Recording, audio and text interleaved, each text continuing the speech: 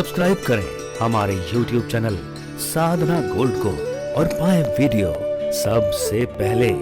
और हाँ, bell icon दबाना ना भूलें। राजनेताओं ने अपने राजनीतिक लाभ के लिए हमारे ऋषि मुनि महात्माओं को भी अपने उस राजनीति के दलदल में ढकेलने का प्रयास किया।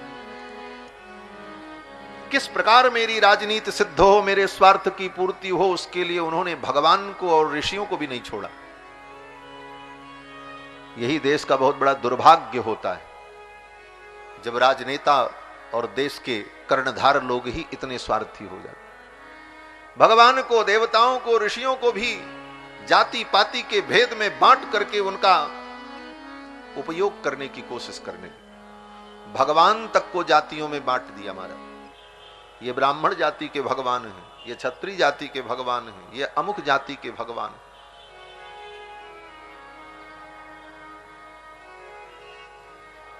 देखो, जाति में दोष नहीं है, वर्ण में कोई दोष नहीं है, लेकिन वर्णकृत जो बाद है, जाति को लेकर के जो बाद है, वो दोष है।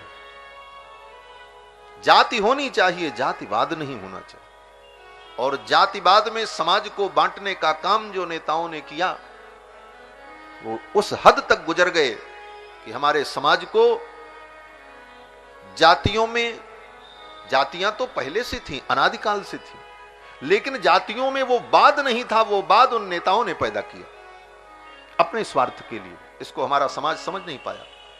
और अब हमें क्या सिखाया जाता है? बोले तुम्हारे समाज की ये कमी है जाति।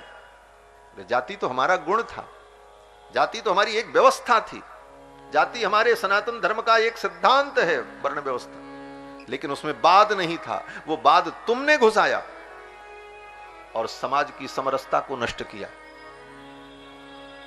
और उसका परिणाम बोले भगवान को, ऋषि मुनि महात्माओं को भी लोगों ने बांट दिया।